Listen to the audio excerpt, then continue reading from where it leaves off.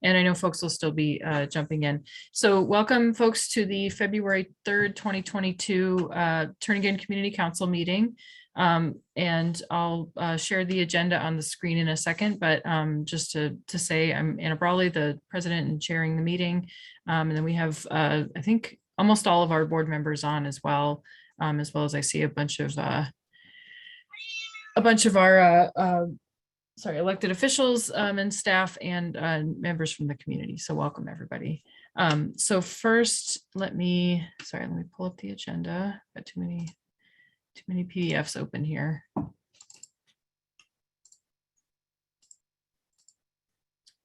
Okay.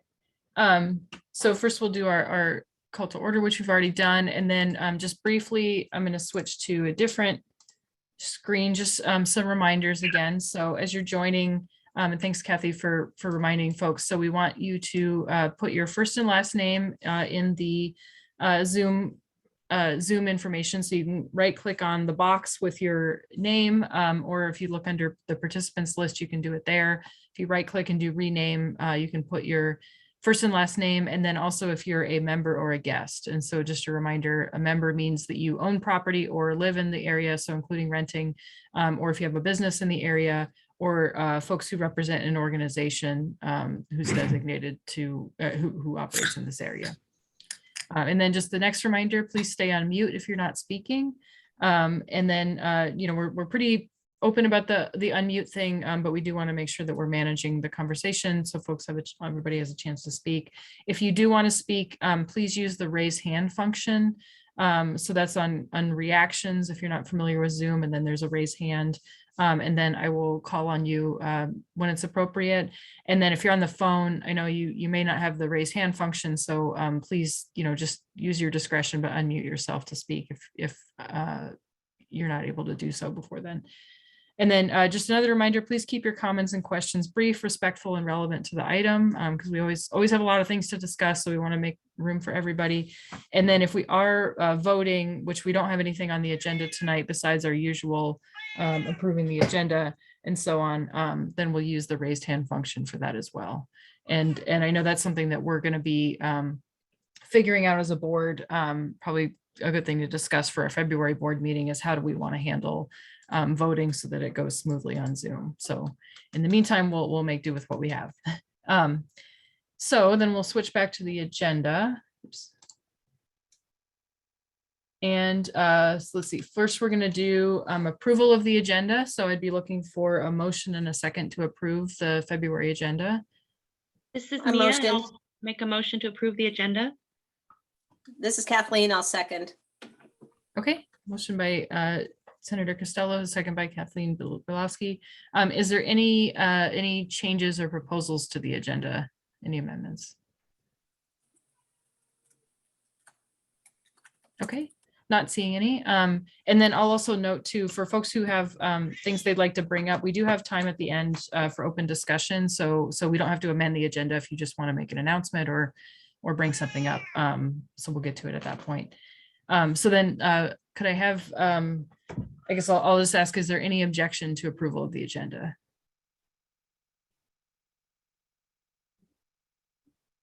Okay, seeing and hearing none, the agenda is approved. Then next we have actually two sets of the prior meeting minutes, the December 2nd, 2021 meeting and the January 13th, 2022 meeting. So we need to approve both of those. And I don't know if the preference is to do one at a time or if we want to do them both together.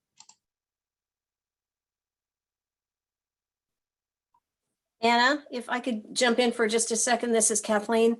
Sure. I think it looks to me like the minutes that I got this afternoon were the uncorrected version that says you need to be 81 or older to be a member. I do have a copy that I had corrected that I had sent out to everyone. And if we could have the council agree that you and I will just, I mean, do you want me to send you the corrected one right now? Because I did send it out yesterday at 5. And I think the one that went out was the uncorrected one. Oh yeah, that was probably my mistake. Kathy, you have your hand up. Yes, thank you, Chair. I think that we could go ahead and approve the intended meeting minutes that were to be distributed to the body, and then the board can go back and make little changes like fix typos and things. That's not a big deal after the approval. And I'd suggest doing one at a time. So I'll Okay. go ahead and move that we approve the December 2021 TCC minutes as submitted by the note taker, and with the caveat that we'll go back and look at it and see if there's any minor changes we need to make. Second. Dan Gleason.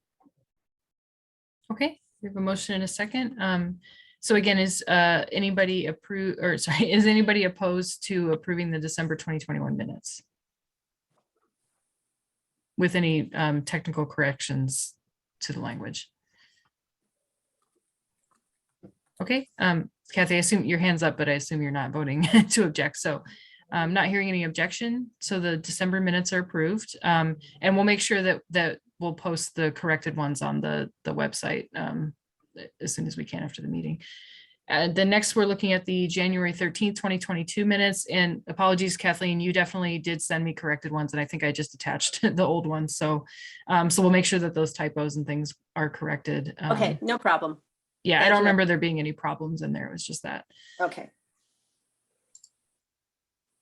Well, I move that, well, I don't know if I can move to approve the minutes that I prepared, so I won't. So this is John Isaacs. I move to approve the minutes. Second. And- I'll Dan Gleason. second. Okay, we'll go with John move to approve and Jackie Armstrong second, or sorry, John Isaacs. And again, is there any objection, of course, barring any technical corrections or typos to fix? Okay, not hearing any objections again, so we'll consider those minutes approved. And again, we'll make sure that the final approved versions get posted on the website. So with that, let's move on to announcements. And so we'll get the announcements posted on the website as well. We're a little behind this week, and I see a couple of hands up, but let me just share the ones first for the council that I'm aware of. And I'm just going to my notes. Sorry, got too many windows open. So just a couple of announcements. The property assessments are out for the muni, so what we call the green cards. So again, not what your taxes are going to be, but just what the assessed value of a property is. We had followed up with folks at the muni to see if they were available to provide a presentation, and they were not available today, but they did remind folks that the appeal process is open. So if you have an issue or you think that the evaluation is wrong, the deadline for those appeals is Friday, February 11th, so a week from tomorrow. So just a reminder, if anybody is looking at that, has issues, wants to bring that up. And I think that's the only announcement I had, but Kathy, I don't know if you have others, and then we can go to Mr. Williams after that. Sure. I mean, and I apologize that I didn't get a fresh set pulled together. But just wanted to bring up that on February 7th, that there's a public hearing in front of Planning and Zoning on for a R4A multifamily residential mixed zoning district, Title 21 text amendments. And again, the February 8th is the deadline if you want to submit your application to run for the Chugach Electric Association Board of Directors. And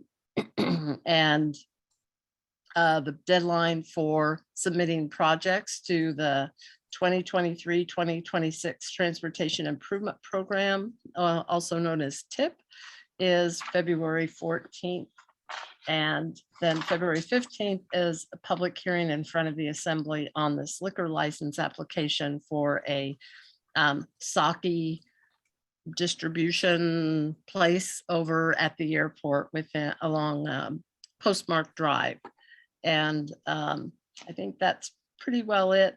as far as some upcoming agenda item. Oh, sorry, there's a big one actually that I was provided information on, and there, I think it's January 9th, the Urban Design Commission is having a public hearing on the variance for the West Anchorage snow disposal facility on Turnigan Bog.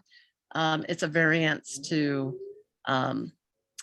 from the requirement that any kind of facility for a snow dump should be at least 15 feet away from wetlands, which is kind of a joke because this is going to be placed in high value Class A wetlands. So obviously they have to get a variance to that particular code. And that's coming up in the Urban Design Commission, I believe on January 9th. So that's coming up very quickly. Excuse me, February 9th. Okay, thanks, Kathy. And Niall Williams, you have your hand up? Yes, please, through the chair. Do you have an announcement? I had two questions with regards to the meeting minutes. Sure, go ahead. I wanted to ask if in the record, number one, if the Zoom chat was preserved and the voting record was preserved, and in what way? And secondly, if the video of the Zoom has been preserved, as that seems to be what should be archived as the video record.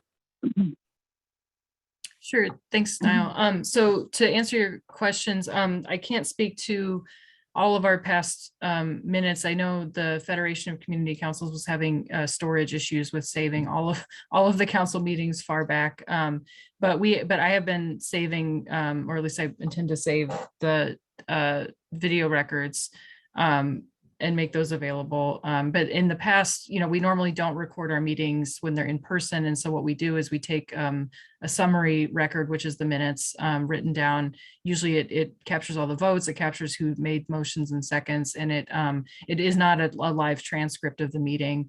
And then similarly, I think we've saved the chat just for purposes of maintaining the minutes, but we don't necessarily save every record. So we're still, I think, working out how community council should function on Zoom, but the intent and the kind of historical record of councils is not, again, not a transcript in the sense of a, like a public meeting like the legislature, but that we at least preserve, the gist of the discussion and our decisions.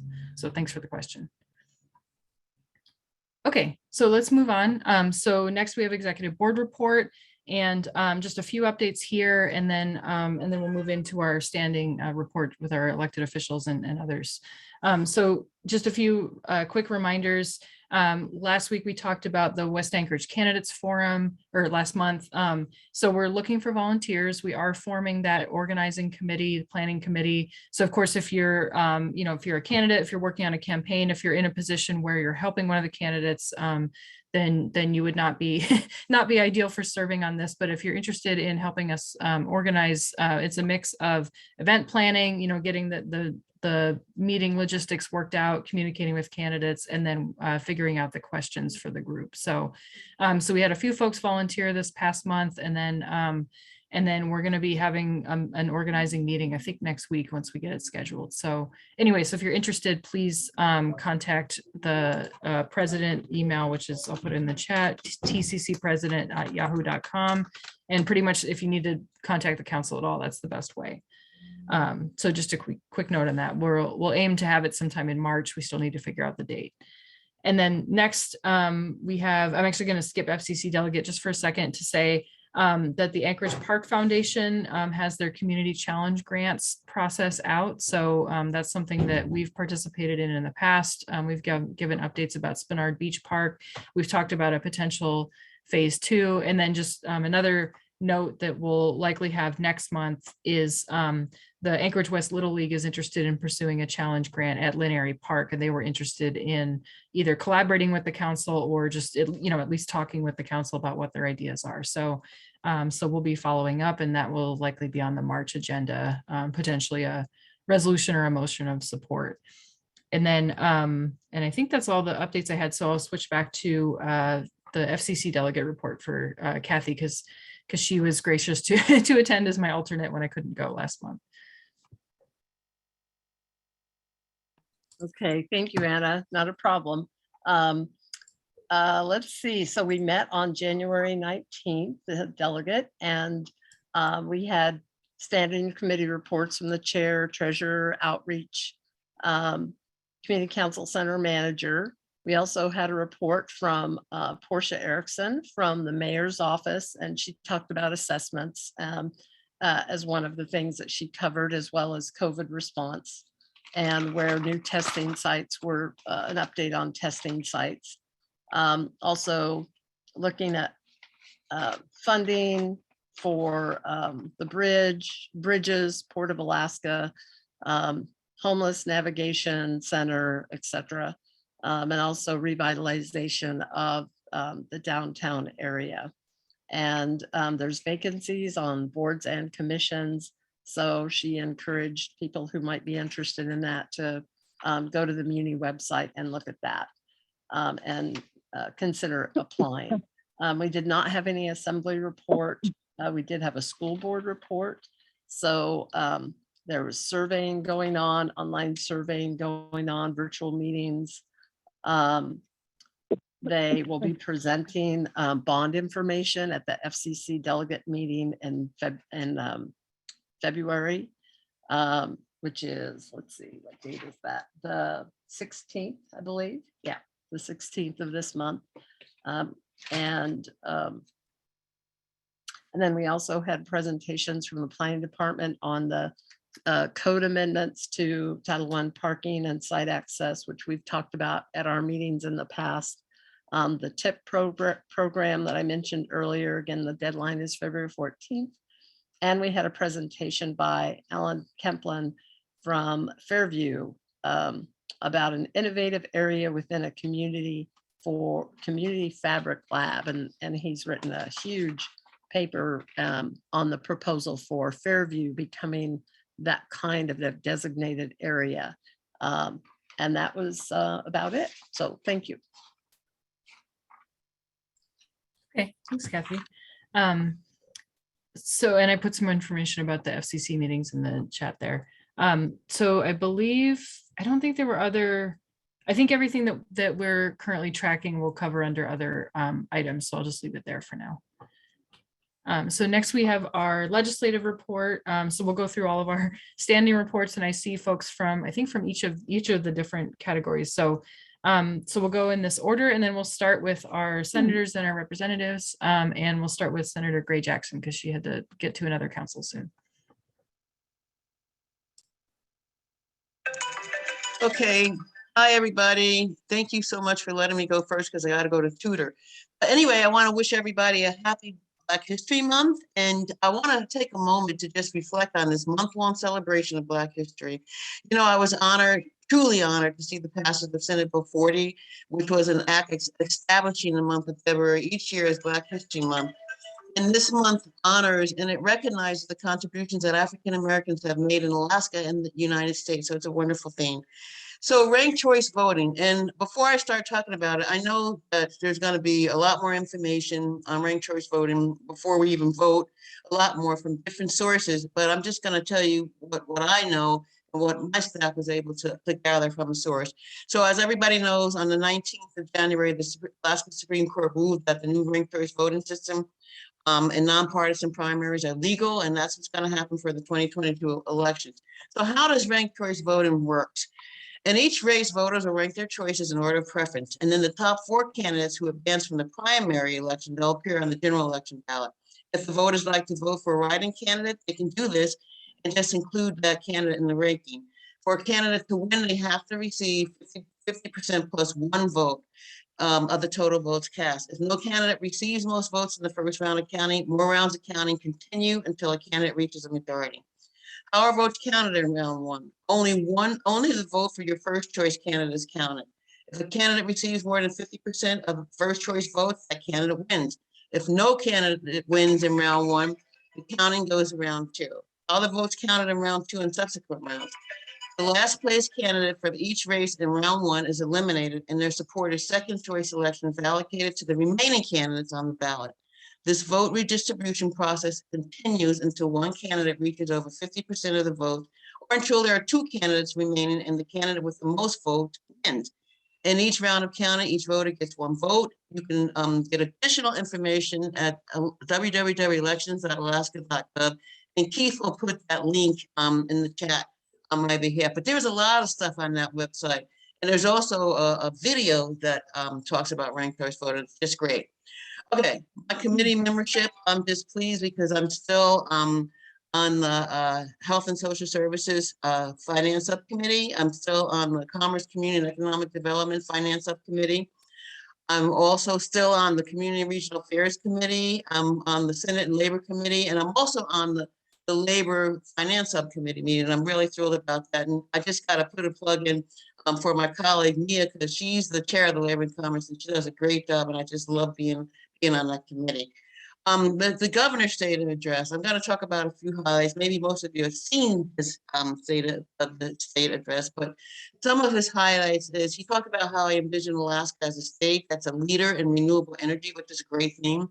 He sees Alaska finally developing its vast stores of natural gas on the North Slope. He also called for, we got to settle the dividend issue. He spoke about redistricting, the fact that it's under litigation, and the fact that there are 59 of 60 of us that have to run for re-election this year, including himself.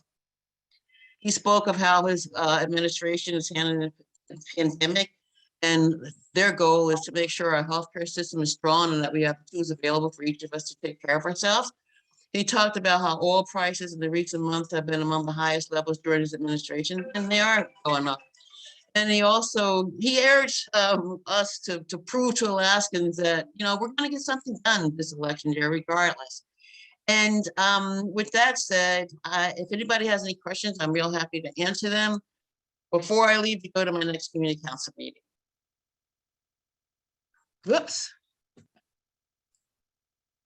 No? Yeah, I'm not seeing any hands, just. Okay. Well, have a wonderful evening, everybody, and I'll see you in February. Take care. Bye. Thank you. Yeah, thanks for coming.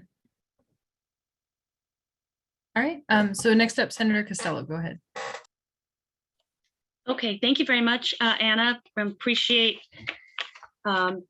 representing you here in Juneau. And before I get started, I just wanted to say that if you want to reach my office, my local Anchorage number is 269-0117.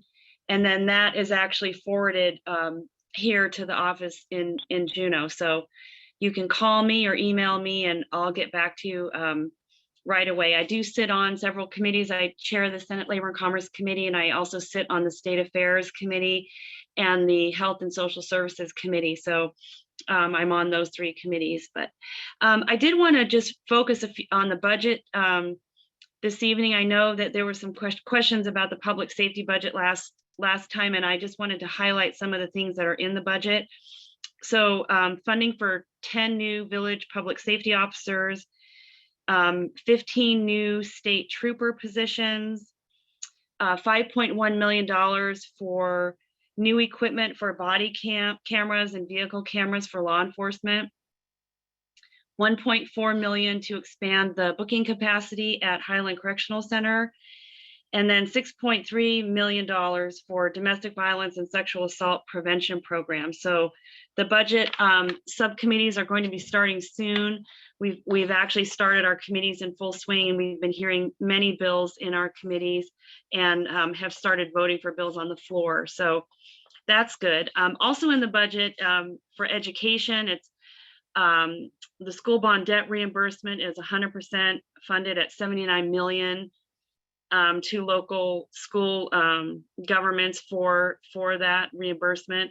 We have a full BSA in the budget, and then full funding for school construction, along with some $54 million to replace the Napakiak School due to erosion from the Kuskokwim River. The budget also fully funds the power cost equalization, and also $1.5 million for electric vehicle infrastructure. For the university, $22.8 million in federal ARPA funds for a new UAF research programs on critical minerals, heavy oil, and also unmanned aircraft. And then that year 3 of the UA compact is nullified, and that was the agreement to reduce the university budget. So that's good. And then also $5 million for a tourism marketing campaign to help with the tourism industry. Those are some highlights of the budget. The governor's budget does actually include a dividend that would be $2,564, which represents a 50-50 split. In addition, he's got in there payment from the previous dividend, bringing that up to a full dividend. And his budget does not exceed the 5% of market value draw. So those are some things that we'll be looking at as the budget moves through the process. And I also wanted to just, reach out and see if there's any questions. I know we've got a lot of folks on the agenda tonight, but if anyone has any questions, I'd be happy to try to answer those. Yeah, thanks, Mia. Looks like Niall, you have your hand raised. Yes, through the chair to Senator Costello. In my candidacy, in my polling with some of the constituents here in District 3, some of the concerns that the voters seem to have are with body-worn cameras and accountability and public safety. So here in Anchorage, they kind of put the cart before the horse and put a bond out there in advance of having the policies and procedures. So ensuring that the disclosure to the public is quick and unredacted, like 24 hours would be a good number, and unredacted. Second, school choice portability. So allowing the funds for the child to follow the child, regardless of if they're homeschooled or if they choose to seek out a private education system. And thirdly, unmanned aircraft and how we can protect the public from Fourth Amendment violations and unauthorized political surveillance by both private parties and government. Thank you. Thank you very much for the comments on those 3 really important issues. I know education is very important to the community, and the unmanned aircraft, that's a really salient point in our Constitution, of course. Has the privacy, in our Constitution. And so I will definitely be keeping an eye out for that and being very vigilant in terms of the unmanned aircraft. So I appreciate that. And as that budget comes through, we'll be looking at whether or not there are safeguards in there. And, I'm sure that the university is aware of that. The budget, we're not allowed to actually pass legislation in the budget, but we can certainly put legislation out there to address some of those concerns. So thank you for that comment. Thanks. Next, Kathy, you have your hand up. Yes, thank you, Chair. Thanks, Mia. I also had a question about the body cams. Now, and Niall had referenced that here in Anchorage, we already passed something that the municipality is working on with regard to APD. When you say body cams and funding, would that be for broader statewide? I don't know if any other municipalities or areas, villages have passed anything besides Anchorage. Can you be more specific about what would be in the budget for that? So Kathy, the budget subcommittees have actually not started having their hearings yet. And so I don't have details on specifics on the body cams. I do know it's for law enforcement, and I don't know if that would just be the troopers or if there would be any, a local, also local resources, but I could definitely find that out and get back to you on that. Okay, I was just curious because I know we already passed funding for, APD. So I didn't know if that would supplement anything that would still come to APD or if that would exclude APD, Okay. So that'd be interesting to know. Thank you, Mia. Okay. Thanks, Kathy. Does anybody else have a question? I'm not seeing any right now. Okay. So yeah, thank you again for your report. Thanks for being here, and yeah, I hope you guys stay safe. Thank you. And next we have, it looks like Rep. Clayman is on, and then I don't know if there's anybody else who's representing a representative, but we'll start start with Rep. Clayman. Go ahead, Matt. Well, thanks, and good to be here. Somebody reminded me this is the week of Chinese New Year, so it's nice to be here tonight and see some friendly faces from the home district. It's good to be back in Juneau, and it's always recognize how kind of unique it is here in Alaska. That in the House, we actually have a tripartisan majority. We're the only legislative body in the country in which one of the bodies is controlled by a coalition of Democrats, Republicans, and independents. And sometimes that can be pretty challenging because we have incredibly diverse views in the caucus, and we really work hard to work together and really keep focused on what's best for Alaska. And it's been a real privilege to be part of that coalition. And I think that's been one of the ways we've really been able to serve the community.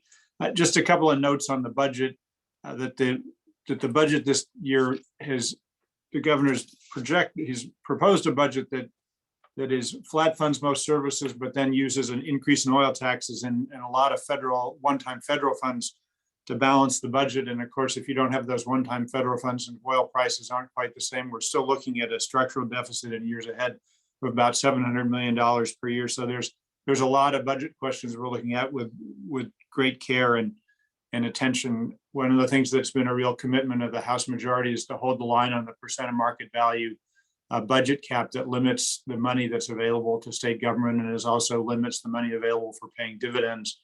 And I think we'll look carefully at the governor's proposal. I'm on a number of budget subcommittees, but we're going forward on that. And I think a couple other small pieces of information. I just came out yesterday. The governor released the proposal to settle the lawsuit that was brought by doctors at the Alaska Psychiatric Institute. And it's kind of an interesting settlement because Judge Sedgwick at the federal district court in his earlier order found that the governor was personally liable for violating these doctors' constitutional rights. And so the settlement actually calls for the state to pay for the governor's legal bills. And I've already been getting some calls and questions about whether or not it's really appropriate for the state to pay for the governor's mistake when the judge found that he was personally liable and it wasn't something that fit within his constitutional duties as governor. And then a second area we've been getting some questions, as I know there's been some folks with questions about Representative Eastman and his membership in Oath Keepers. Different people have offered different perspectives, and the House Military and Veteran Affairs Committee that I serve on is actually going to have a hearing on Thursday next week in which we learn a lot more about Oath Keepers. Instead of just relying on what we read on the paper, we're going to get some folks that have a lot of knowledge about that organization. And we're reaching out to Oath Keepers and asking them to attend as well, so we can actually get some information that's really on the public record about what it means for Representative Eastman to be a member of Oath Keepers. So those are just a couple of things that are going on, and I'm happy as always to answer any questions you all may have. All right, thanks. Looks like Niall, you have a question, and then Jonathan, Galen.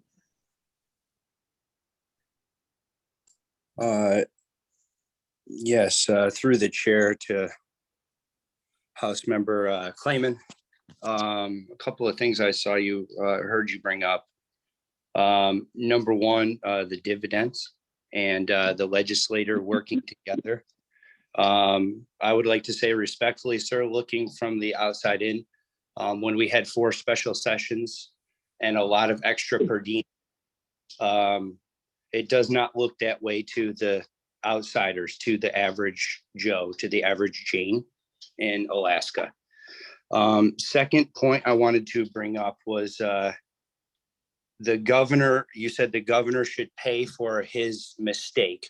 I would like to bring that a point further to the degree that we need to put forward legislation to eliminate qualified immunity for officers of the law for public safety, and to eliminate absolute immunity of elected officials, both in Juneau and in the municipalities, and as well on the judiciary, absolute immunity. So I would like to see my House member put forward some legislation with regards to eliminating absolute immunity of politicians and on the judiciary here in Alaska, and eliminating qualified immunity for sworn officers, so that people pay for their mistakes, and they are accountable under Title 18 of the U.S. Code, Section 242, deprivation of rights under color of law. So when you deprive someone access to their constitutional rights, that is actually a crime. That's all. Well, thank you very much. With regard to the special session per diem, all the special sessions this year were called by the governor, and many of the special sessions involved issues in which the legislature had already given an answer, and he just didn't like the answer. In terms of per diem, we only collect per diem when we're in Juneau. And although there were a number of special sessions, the actual number of legislators in Juneau was oftentimes fairly limited. And I mean, I think over the four special sessions, I think I probably collected less than 20 days of per diem over all those special sessions, because there wasn't that much work going on in Juneau that I needed to be there for. So I did not collect much per diem, and only for when I was spending the night in Juneau. You're asked questions about executive branch immunity, legislative branch immunity, and judicial branch immunity. Those are long traditions in the common law dating back to England, and long traditions in our country.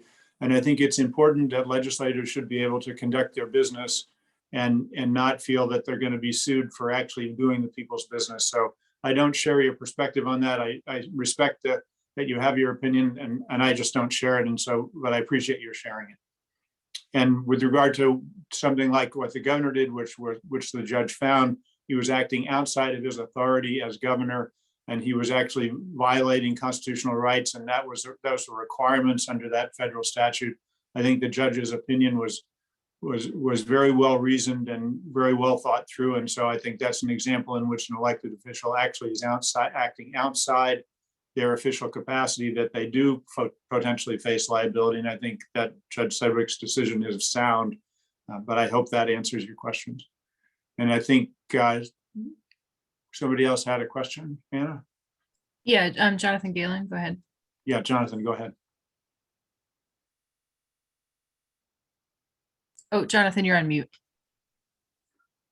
It's a tough question. Sorry. Thank you. Hey, Matt. Yeah, Matt, by the way, thanks for your message back on that Ketchimek Bay discussion. But I think it's an important comment and a question to ask regarding, if you follow her, which I'm sure you do, Lanny Welsh's columns and regarding Alaska commercial fisheries primarily, and the incredible balance of trade between Alaska and Russia, which we don't have any, and our seafood. We bring, if you saw the article today, it was very, very well written, and statistics were terrific.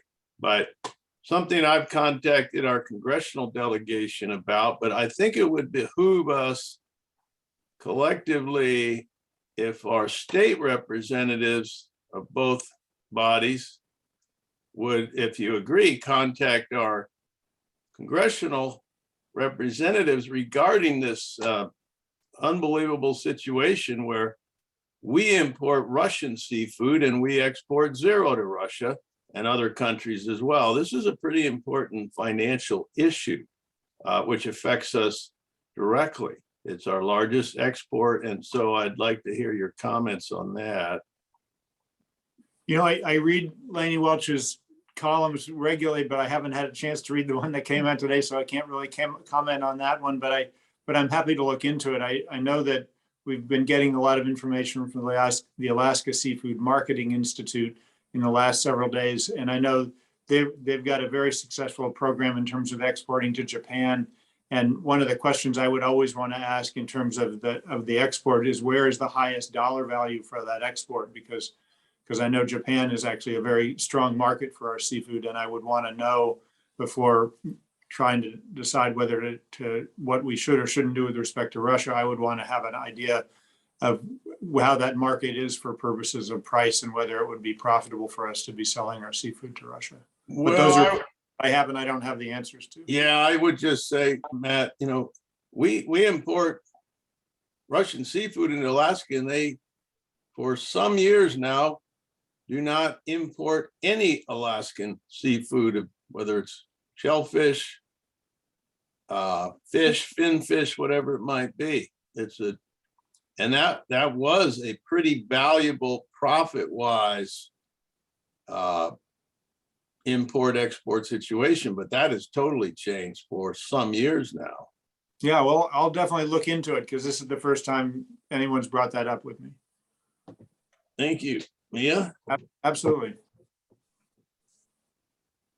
Well, thank you. And in a previous job, I worked with a governor in Alaska, and we had the opportunity to actually go to Asia, and I visited personally the seafood market in Japan, and certainly our seafood industry is very important. I do know that the Alaska Seafood Marketing Institute just had their board meeting this week. I'm not sitting on that board, but I can find out if they address that issue, and I'll just walk down the hall and talk to Gary Stevens about that, and can get back to you on that too. Yeah, thank you, Mia. Yeah, I would urge you to read Lanny Welch's column today. The statistics are irrefutable and unbelievably bad for Alaska's seafood industry, which is our largest export. And by the way, I've been to the Tokyo fish market too. I've never seen anything like it. It's fabulous. It's hard to believe. Thank you very much, both of you. Yeah, thank you. And Niall, I see you have your hand up, but we are kind of running behind on time. So it looks like you were maybe just asking for the article. And then just a reminder to folks, if you do have questions for your elected officials, please follow up. They're always very happy to chat or provide their office contact information. So I think from there we'll move on. And so next we have our assembly report. So I see we have Cameron Perez-Fridia and then I believe Genevieve as well. Yeah, hi, everybody. Thanks for being here tonight. I have a few things to go through. I'm going to try to do some screen sharing, but I think maybe what would be better is for me to post some things in the chat as I talk. So the first thing I wanted to share is that we are now doing a newsletter, and I really encourage people to sign up for the newsletter. I am going to paste the link to sign up in the chat. And the newsletter, I'll share my screen real quick here. Oh, yeah, sorry, Karen, let me change the settings really quick. Oh, okay. I had it just. Well, I think I'm able to do it. See it here. Okay. Can everybody see that? It's a little bit small, but essentially the newsletter comes out, and it will give you the current issues that we're working on. It will give you links.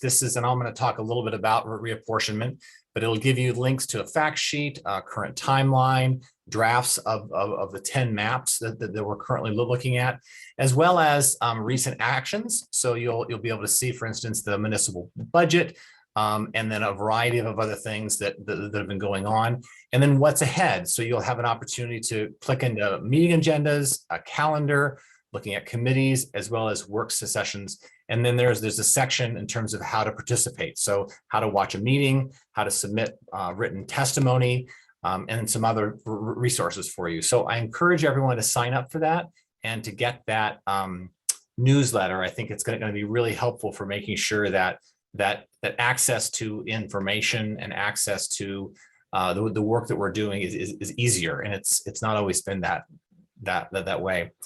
The first thing I wanted to talk about is reapportionment. And I've talked about this at previous meetings, and I think Austin has as well. We are moving along. And so we have, as you know, reapportionment is essentially establishing new assembly maps in Anchorage, as well as, that we are adding a 12th seat.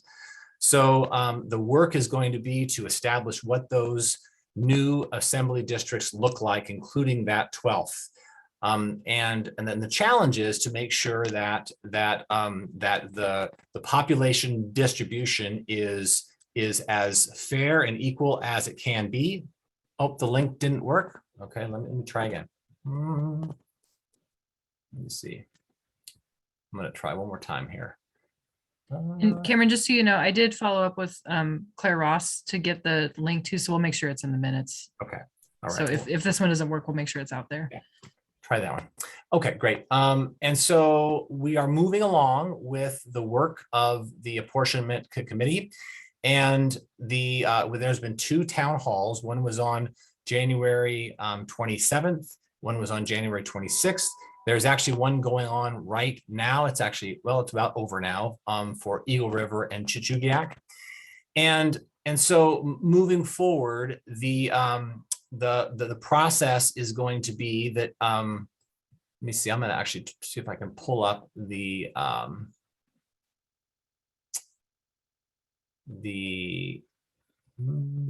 one second here. There it is. So moving forward, on February 15th, we are going to bring forward a proposal to the assembly. The committee is, they are going to try to choose one map. The goal is to establish a criteria that matches with code, and then select one map to bring forward to the assembly. Following that, there will be 2 public opportunities for the public to come forth and speak on that. The other thing that's important about the reapportionment to understand is that this will not be completed prior to the April election. And so the new boundaries and the new seat, all of that won't be finalized until after that is done. So did the link work? The second work, great. Okay, Yes. so I would encourage you to go to and get the new newsletter. I would also encourage you to look at the reapportionment website and look at the timeline and get all that information, follow it, because it's very important. I don't believe, based on the maps that we're seeing, that there's going to be a significant change to the west side. The majority of the change they're looking at is really downtown, East Anchorage, Chugiak, Eagle River. Moving on, I know that Meg Zolotel is here, and she's going to do a report on the facilitated process and what's happening with the work around homelessness. So I'll skip that piece. We recently confirmed a new chief of police, Chief Curl, and I co-chair the public safety committee, and so I have a chance to work with him frequently, and I'm looking forward to that. There was some discussion tonight about body camera policy, and just to give a quick update on that. So the next step in that process is that we have a joint meeting of the Assembly Public Safety Committee and the Public Safety Advisory Commission. That meeting is on February 18th from 1 to 3 p.m. There will be an opportunity for the public to participate in that. There is also, for your information, and I'm going to post this in the chat. This is the web link with the current policy that is being proposed by the administration. It also has a 20-page document. Sorry about the train. I'm at the train station. It has a 20-page document, which is public comment around the public of the body camera policy. And so you'll have a chance to read that and to share that. This meeting is going to be an opportunity for the administration and the Department of Law to come forward and to talk about why the policy is the way it is based on current law. It'll be an opportunity for us to share the information that we've heard from the public so far. So there's been a number of town halls. There's been this survey that has produced all of this information, and then hear public comment and hear assembly and commission comment. The key thing moving forward is that it's ultimately the administration's role to develop and finalize this policy. And so that meeting is really one more opportunity for the public and for these two bodies to weigh in.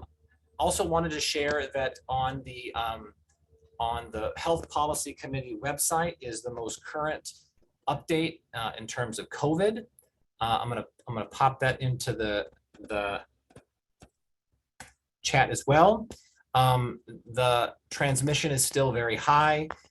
We are not through this yet. We're really encouraging people who are willing and can to continue to wear masks and distance and wash your hands. And if you have not been vaccinated and are willing to be vaccinated, please go in to do that or get your booster. The signs are good that we're getting close to peaking the current strain that we're in. But we want to really encourage people to still be diligent and keep safe. A couple of other things before I end and ask for questions. The plastic bag ban, that was put on hold during a period of time for a variety of reasons. That has now been reinstituted as of January 1st. So the plastic bag ban is back. And then finally, I just want to share a few things about bonds. I will have a bonds fact sheet coming very soon. It's still in the process of bond counsel in terms of being finalized. Once that's done, we'll have a full fact sheet with all the information, and I'll get that out to you guys. But one thing to know is that Austin Quinn Davis and I worked to add some projects for the West Side back to the bond. One of them was Lois and 32nd. This is $2 million for design and utilities and right-of-way. It was a priority of the Spenard Community Council, and it's right around Aquarian Elementary, and it includes new foundation, asphalt, storage drain, a variety of things. So that project is back on. Also 32nd and 33rd, this is $1 million for design. The first phase of the project is located within Spenard, from Spenard to Arctic, which the construction is going to begin soon, we hope. And then the project is actually in Midtown, but it was a priority of Spenard as well. And I believe, Anna, did you guys and yours support that as well? I Yeah, think we did. on yours as well. Yeah, that's great. And then the final one was daylighting Fish Creek, and I believe you guys supported that. $320,000 for a feasibility and economic study. And so we're looking forward to that. So once I get the full bond fact sheet, I will get that to you guys, and we'll do more presentations on that. I think that's probably a good place for me to stop, and I'm happy to answer any questions. Thanks. Okay, thanks, Cameron. And before we do that, I'll just recognize, because I see we have Geneva Lutiera, who is representing, or who works for Austin Quinn Davidson. So I just wanted to see if you had anything to add before we go to questions. No, Cameron's basically covered all of it. He gave very thorough explanation of a lot of stuff that has been going on lately. Okay, thank you. So Niall, I see you have your hand up. Yes, please. Through the chair to Councilmember Perez Verdia. I had a couple of questions. Firstly, with regards to the reapportionment, what will be the expected date of the vote for the assembly to approve the reapportionment? You said it would be after the election, but do you have a final date? Yeah, I do. Yeah. Go ahead and ask your next question, and by the time I get this, I'll have it for you. Go ahead. All right, so two more. Second was the joint meeting of on the body worn camera policy, February 18th, 1 to 3 p.m. I would like to make a request that be allowed to be in person as well on Zoom for those that desire. And third, with regards to the add back of some projects onto the legislative bill for the port. A concern of some of the members of Turnagain and Spenard is kind of cohesion through the neighborhoods. So I'd like to ask how the council intends to protect providing a cohesive feel throughout the driving and, passing through the communities of Spenard, Turnagain area, where past projects have often been piecemeal, where only select areas will be fixed, or sidewalks will be done, and it makes it so that it's kind of a herky-jerky presentation to the actual residents of the area, and oftentimes it creates for bad driving patterns and pedestrian traffic. That's all. Thanks, Niall. So your first question, the two public hearings for reapportionment are going to be, the first one is on February 24th. And then there's going to be a work session on February 25th. And then on March 1st is the second public hearing. And following that public hearing is when it's going to be deliberated and potentially adopted. So that's the date for that. The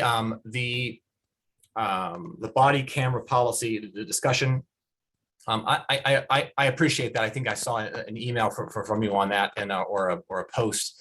At this point, it's planned to be online, but I have heard actually quite a few folks express that they would like to have that in person. So let me work on that. I think I need to talk to a few more folks to see if that's possible or not, or if it's a safe time to do it. But I appreciate that request, and I'll certainly take it under consideration. And then the last one, that is the proposals that go on the bonds often come from community councils, and they come from our CIP in terms of planning where the greatest need is. But I think it's a good point to talk about, how those connect with other projects to have that sort of cohesion. It also reminded me that I wanted to share that in the conversation about reapportionment, there was also a great deal of talk about how that was going to affect neighborhoods. And I believe one of the priorities that this committee is really looking at is how to make sure neighborhoods are preserved, that we don't split them apart.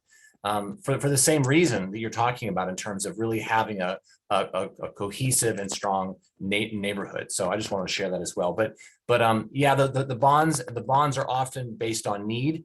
But I think it's really important to consider as well as how that affects the rest of the neighborhood in terms of cohesion. Thanks for the questions. That were great. Yeah, thanks. And I know we are running a little bit behind on time. So so I see one more hand raised, Carolyn, and then maybe we can move on to mayor's report, then school board report. So go ahead, Carolyn. Thanks, Anna. So real quick question, Cameron, the assembly newsletter, what is the frequency for that? Is that weekly, monthly, or otherwise? Thank you. Well, that's a great question. I don't actually know the answer to that question. I'm assuming it's monthly. That's what I would assume. But I will contact Claire and find out. But that would be my assumption. It would be monthly. But let me check with her, and I'll get that information back to you. Okay, thanks. And thanks, Cameron, for being here in Geneva as well. So I think we'll move on, because I know I don't want to keep our presenters too late, but we will be moving on. So next I see, I believe he's still here, Terrence Shanigan from the mayor's office. So, and just for background, so we had reached out a couple months ago, and then we did not follow up until this month. But in the past we've had mayor's reports on the council agenda. Sometimes they're quarterly, sometimes they're just whenever folks are available. So again, welcome, Terrence, and just that's the context. So just a brief report, whatever you'd like to share, and then if folks have questions. Thank you.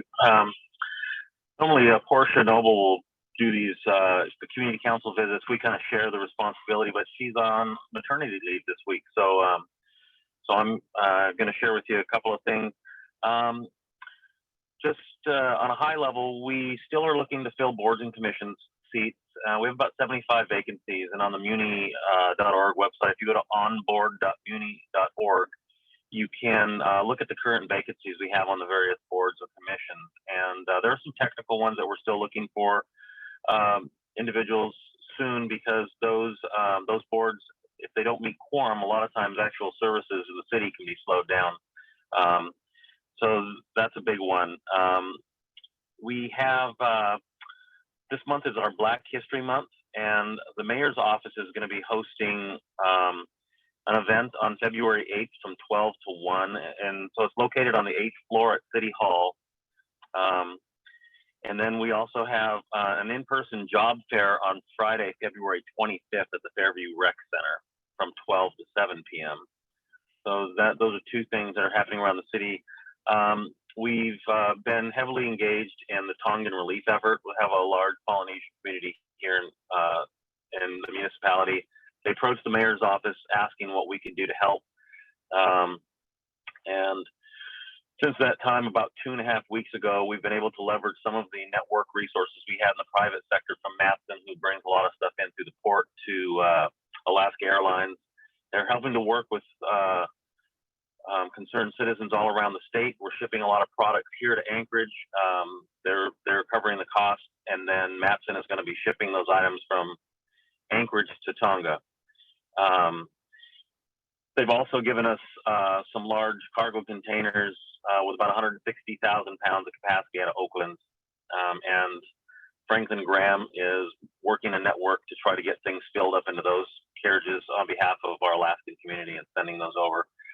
And so we have a few churches around town that are still taking goods, and you can see on Facebook and on the Muni's website, you'll see some links for the Tongan relief effort.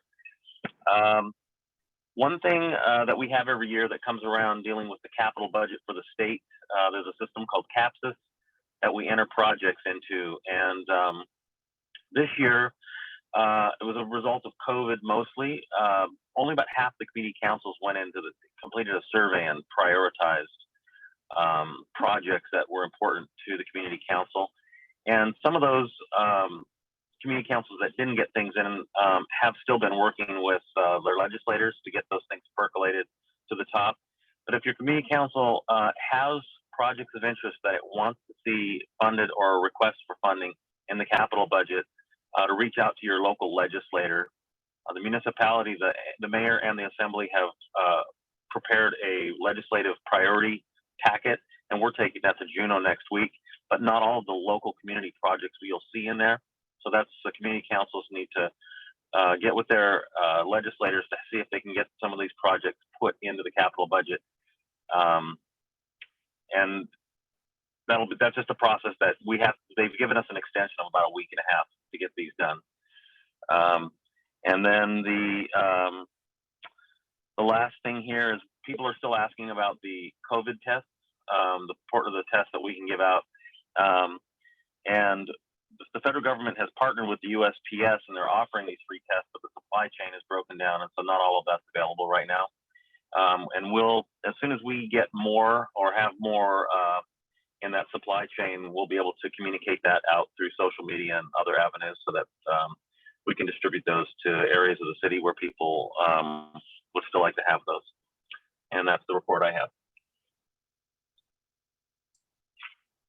Okay, thanks, Terrence. And thanks for the reminder about the capital projects. So just so folks know, Turnigan does have our CIP list, the capital improvement projects, most usually focused on the Muni projects or things that would be maybe funded through the Muni, but I intend to email that list from last May to our legislators just so they have it, and also include assembly members for reference. So thank you. So it looks like we have one hand raised. Niall, go ahead. Yes, please. Through the chair to Mr. Shanigan, one question. I wanted to know, has the municipality partnered with any private entities, private companies within the city to give large quantities of rapid antigen test kits to? And if so, are those being provided free of cost? Or are those private companies paying for them? And how are we best providing test kits to the average citizen in Anchorage that needs them? Please. Thanks, Al, for that question. I don't have a specific answer for you on that. The information is changing pretty rapidly through the health department, and I can have the health director actually reach out to you and give you that specific information as early as tomorrow. But I don't know that we've partnered with private entities. I know that we're making some of the rapid tests available at locations like the library, municipal locations, City Hall, and there has been, I know that some were being distributed through locations around town. There were at least 5 or 6. I don't have that in front of me to be able to give you the specifics on it. I'm not sure about any of the antigen testing. A lot of that information that I had prior was really limited to how many tests we were given from the state, and then how many went out, and what were the supply chains coming back. There's been a lot of interest in getting those tests. Citizens have been asking, but the supply chain, we thought it was just limited to us, but then we saw that Wisconsin was having a similar issue, and it's just about how the feds are allocating these free kits. But there are still some private doctors' offices and things with them. We're just trying to make sure that as supplies come in, the state actually gives us an allocation. We request as many as they'll give us, but they get them from the feds. So right now everybody's just out, but there still may be some through private distributor.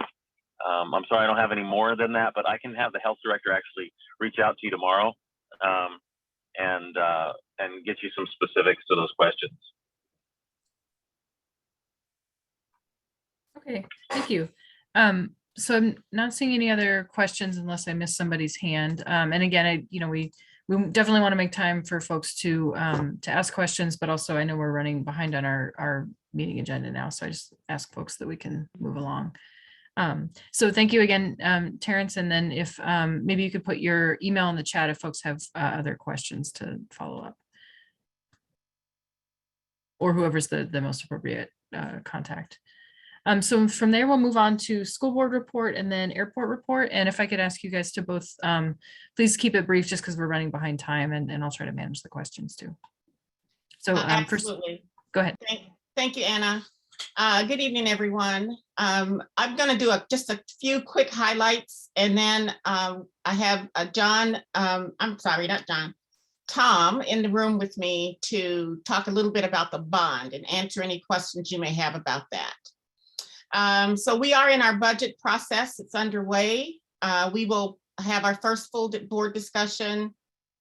We had a work session. Our next full discussion will be at our Tuesday meeting, this Tuesday the 8th.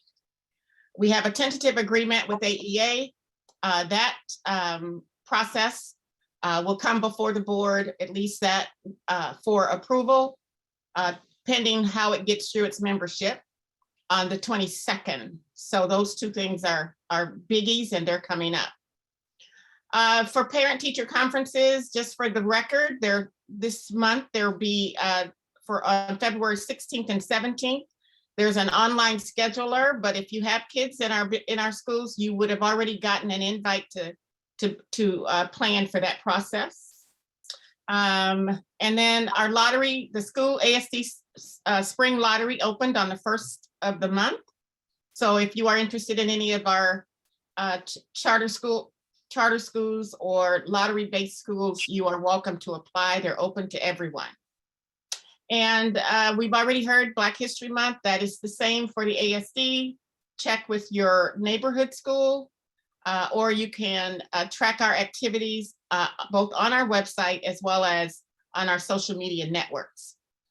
Now the bond, I put a couple of links in the chat so that you could go directly to our bond. There's a flyer and then there's more information. This is our two-year bond. We did not bond last year. Our last bond was in 2020. The 2022 bond was approved by the Assembly. It's a 2-year proposition that benefits 25 of our schools, and those are across our district. It includes funds to replace the Inlet View Elementary building and focuses heavily on security and safety improvements, roof replacements, and restorations. The amount of the bond is just over $111 million. The question we get a lot is how, added tax potential for our new bond. That comes out to about $24.75 per $100,000, sorry, of value, home value. And so if you go to our website, you can see exactly which schools, they're all listed with the amount. And so with that, Anna, just to save time, if people had specific questions, Tom and I, Finisef and I can try to answer them. Okay, thanks. And I don't see any hands raised, so I'll just I'll click through real quick. Yeah, I just see a thumbs up. So I don't see any questions actually right now. But also just to say that that will be as part of the candidates forum. Obviously, we focus mostly on the candidates, but in the past we've also provided information about all the bonds. Mm-hmm. So we'll make sure that that's included in the event as well, just for everybody to have that access. Thank you. Oh, And Niall, I see you have your hand raised, but you have had a chance to ask a lot of questions in the meeting. So in the interest of time, I'd ask if you could just follow up with Margot directly. Thanks. So next we have our airport report, and I see we have Megan Peters. Hi, everybody. Sorry, I am by myself tonight, so you don't have your usual knowledge base here to really answer a lot of questions. I'm going to go very quickly over the airport report for last month and cover a couple of things that are upcoming. The state still has no special entry rules, so the airport is open. The Department of Health and Social Services has actually ended its testing in the terminal. Vaccines are still available for people that desire them over the age of 12. We have our community outreach plan that is being reviewed. We review it every 2 years to see if there's anything else that we can pledge to do to have better communications and relations with the community. People can submit public comments to Terry Linseth. We accept comments until March 18th. Cell phone parking lot, we're still encouraging people to use that because there is no idling or waiting at the curb or on the side of the roadway leading up to the airport, and it's very close and convenient for people to utilize. Lake Hood, we do have operations for wintertime going on it. We really like to remind people that people and pets need to stay off the ice. We recently did have somebody that we found lying down on the ice and had to go and contact them, make sure they were okay and advise them that it wasn't allowed. So we really need to make sure people aren't on there because planes do come in and land on it. Bus service is only at the South Terminal due to low ridership. I don't know when they're going to reevaluate that. Let's see. We recently had a job fair in the North Terminal. It was pretty successful. The job fair was not only for airport to try and potentially find new employees, it was also for businesses that are surrounding the airport. If anybody here is interested in a list of employers that was there and they're interested in trying to see what jobs are available, I'm more than happy to share that list of employers so you can reach out. And those employers would be very happy to hear from any potential people that they can hire. Jobs around the airport range from people needing janitors, people needing accountants, people needing dispatchers, baggage handlers. There's a litany of jobs surrounding our airport. We are really like our own community in and of ourselves. And we want people to think of the airport as more than just a place to come through. It's a place to work very successfully. Also, recently in the news, you may have seen or may not have seen, Jim Sesniak has accepted another position down in Texas for the Houston Airport Systems. It's a really good opportunity for him. And while we're very sad to see him go, we wish him all the best in his future. In the interim, the Deputy Commissioner, John Bender, is going to be also covering the airport director's roles until they find a suitable replacement. And I do not have any inkling whatsoever who a replacement might be. If anyone has any questions, I'm happy to field them, or you can directly email me at megan.peters@alaska.gov. That's megan.peters@alaska, spelled out, .gov. Gov is short for government. How'd I do? Okay. Oh, that was great. Thanks, Megan. And we did, I just put in the chat as well. We do always post the airport reports that you guys send, so we appreciate those. Excellent.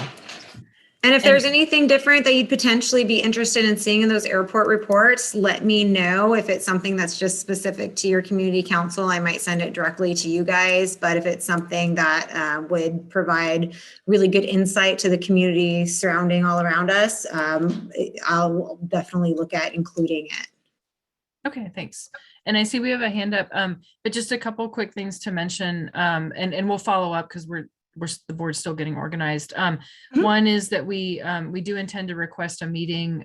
So I understand Mr. Sesniak has left now, but we just had a few community issues that we wanted to talk about in terms of noise mitigation. And anyway, we're still working on that, but just know that that'll be coming. And then the other thing was we got information from Alaska Community Action on Toxics, who had been testing, I think multiple locations, but they found in their testing elevated levels of PFAS. This was in October. And I know that's an issue, well, nationwide really. So I just wanted to flag that, and no action right now, but we'll be following up with questions about that. And just if there's Good to any- know. Please send me those in writing. As a reminder, I am relatively new to the airport, but I am very happy to track down issues that are of concern to see what we have. And I think we also have questions on that communication that you guys received. We also received one. I just don't know where those are. Okay, thanks. Yeah, and I need to read it as well. So anyway, we'll follow up. And then Kathy, you have your hand raised. Thank you, Chair. Thank you, Megan. Yeah, I think that these monthly reports are very helpful and useful information to the extent that they are. It's usually a lot of the same things every month. Yeah. Jernigan Community Council is, particularly interested, and we expressed this when we created with Spenard and Sand Lake Community Councils that communication plan. I think it was 2014 or something like that, when we initiated that we would like information with regard to lease applications. And I know you can go to delivery, Gov Delivery and sign up to receive those, but I think it would be helpful to also put those and any updates with them. You just got muted, I believe. I can't hear you. Well, Are you there? I'm showing I am not unmuted. Can you hear me now? I can hear you now, yeah.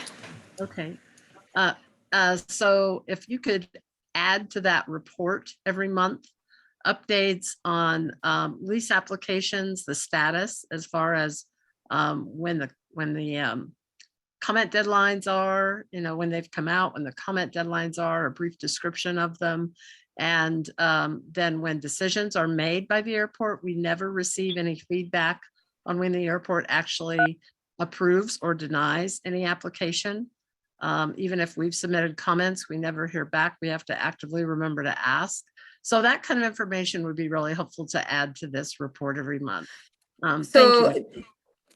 Quick background, those are great comments for me to know so I can look into to see how potentially we could incorporate that. But the update is not just for a specific neighborhood, it's for the airport as a whole.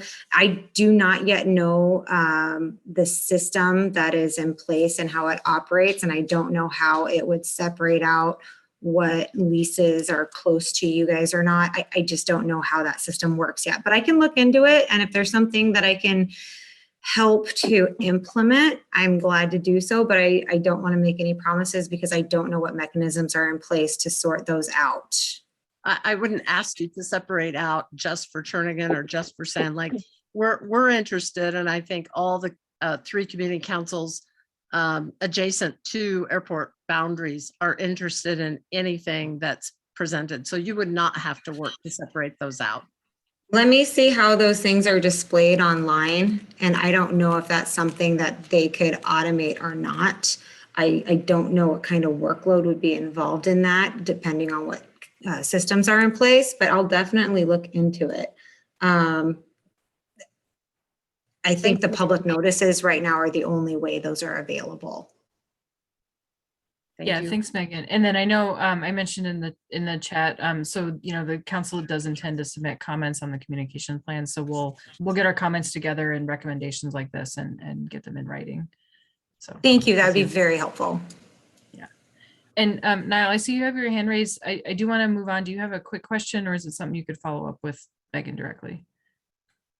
Quick question. I would like, if possible, if through the chair, Ms. Peters could research a December 15th, 2021 letter. It's 10 pages. It was sent to and co-signed by Dr. Ryan Cole, Robert Kennedy Jr., Lee Taylor Dundas, and 9 other people. And it was sent to the Do you have a subject line? head of the FAA, citing potential adverse reactions and airline safety with crashes. So I would like to have the response of Ted Stevens. report. Yeah, Niall, it sounds like it might be best to email Megan and provide the text so she can look it up. So I think she put her email in the chat or spelled it out. I will put it in the chat right now. Okay. Yeah, it sounds like the best way to handle that. Okay, well, thank you, everybody. And we are down to past all of our reports. And so I'll go ahead and share the screen real quick with the agenda. So next we have just a little behind schedule. We are happy to have Meg Zalatel here, and she is in her role as head of the Coalition to End Homelessness.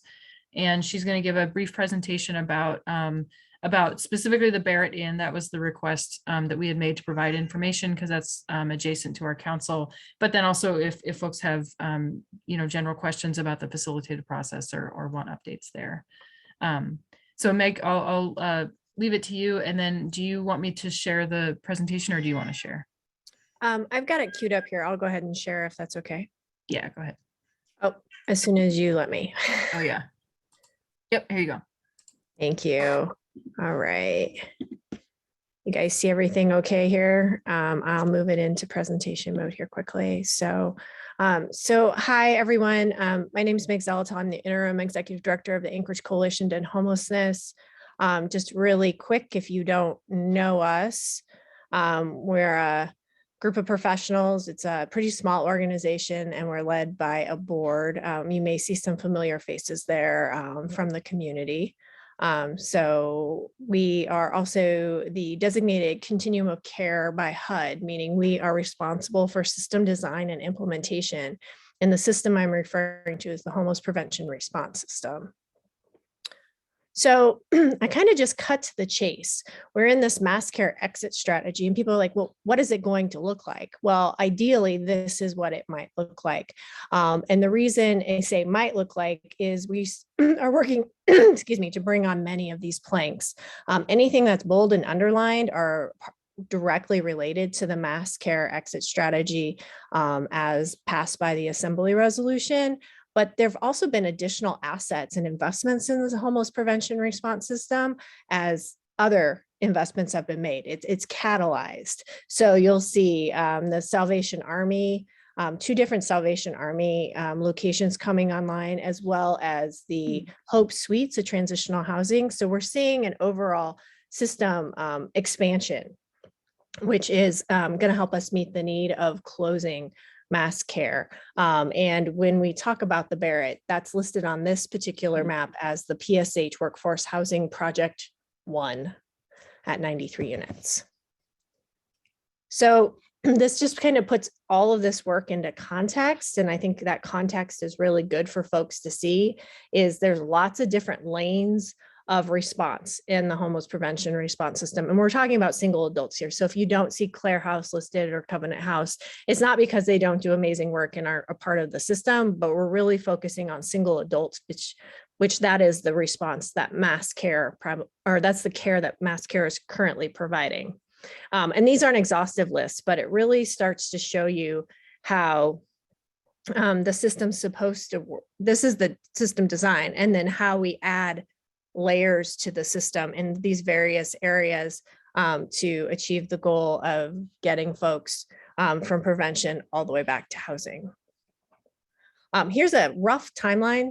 I say it's a rough timeline because a lot of these things are still in motion. But right now we're really working on data completeness so that we can ensure we know as much as possible about each person experiencing homelessness and finding the right lane for them for exit. And it may be multiple lanes, and then getting those steps in place. So as new assets come online, whether it's the Sockeye or potentially the Barrett or a different PSH project, permanent supportive housing project, we've gone through the steps, or they may be keyed up to take advantage of a unit that we identify through the landlord housing partnership. So really just getting all of the homework done, frankly, so that when we are ready to move forward, clients are ready to move as soon as units become available. And there's a lot of back planning and a lot of case management that goes into that. So this is what we have right now. And I put this in here because it's a stark difference to where we're envisioning kind of the expanded system. This is just shelter. And what you're seeing in the Envision system, and I should really do a side by side here so you can see them next to each other, but is a bigger investment in housing and an investment in treatment that expands those areas of the overall response that right now relies very heavily on shelter, with a large portion of that being mass care. So the solution to homelessness is housing. Anchorage continues to experience very tight rental markets and extremely low vacancy rates. Even with dedicated resources to move people out of mass care or out of shelter, we're having a really hard time finding units. And it's not for lack of trying, and it's not for lack of being able to pay rent. It is just there aren't enough units. And then if you have competitive units and people are experiencing homelessness, they are not terribly competitive often for those units because they may have a past history of eviction, they don't have a great rental history, they may not have good credit, they may not be able to come with a reference. And a lot of the programs designed to assist people experiencing homelessness have really long wait lists. And here's just a sense of kind of the amount of money in the system right now for rent. So rental assistance and rental stability funds, quick back in the napkin math, it's about $7 million that we aren't able to spend because there just aren't units. And this is funding that it's very much time limited, and it's use it or lose it. So if housing units aren't found, the money can't be spent. That really kind of sets us up for, well, what will an exit from mass care look like? I think success looks like a lot of different things. Some of it's additional capacity in the system, but I think by the time the deadline we're working toward of end of June comes around, clients may not all have a home or a unit to go to. That's somewhat the reality and how long it takes to bring these projects online.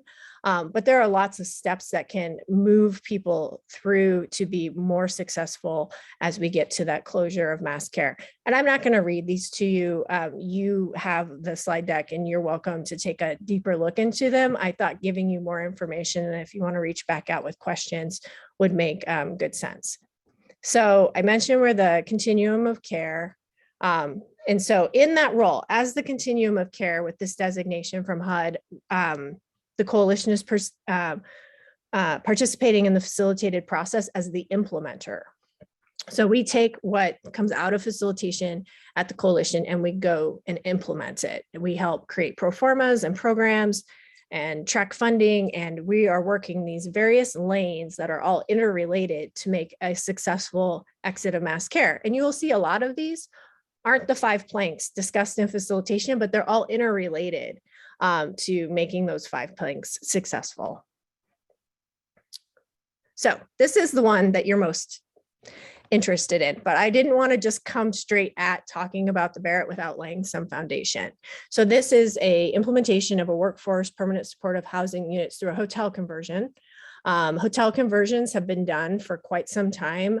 Vermont really led the way in around 2013, 2014 with its first hotel conversion, very successfully. And the idea is you take hotels that are underutilized and you convert those into housing units. These are not traditional housing units that you and I may think about, but we call them single room occupancies. They are a qualifying form of a housing unit by HUD standards, which is very much a hotel room. Often they will have maybe a microwave and a refrigerator, typically a separate sink for food prep, and then also access to a kitchen, not necessarily a commercial kitchen, but a kitchen that where there can be cooking and food. And what this does is these are not shelter units. These are housing units. So these are leased units to individuals. They pay a damage deposit, they enter into a lease. And the idea is that they rent something that is less expensive than a traditional unit that lets them get a good rental history, hopefully a good reference, allows them to save, and then work through the wait list that a lot of the programs are likely eligible for so that they can then move on to the next type of housing over a period of time. So with that door, you know, when you get your your unit, you get a door. With that door comes a lot of value that isn't necessarily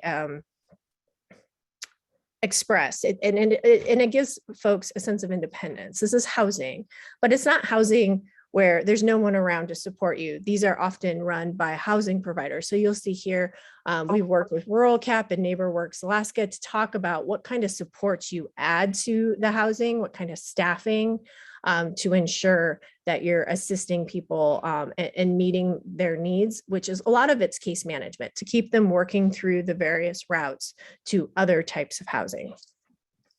You'll see in the slide, these slides were actually created to talk with our partners, but they were relevant here as we're still looking for additional partnership because some of it's pulling together the funding.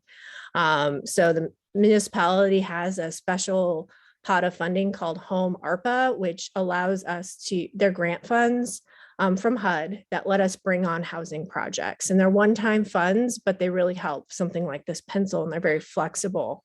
Also, we're working with AHFC. They've done a walkthrough of the Barrett and really let us know what it would take to have the various units either qualify for particular types of rental assistance or vouchers, because they have to meet certain standards. And then, of course, we're working with philanthropy and housing providers. Housing providers are helping us develop the pro formas and knowing what the operations are going to look like. And philanthropy is working to identify the owner of the property.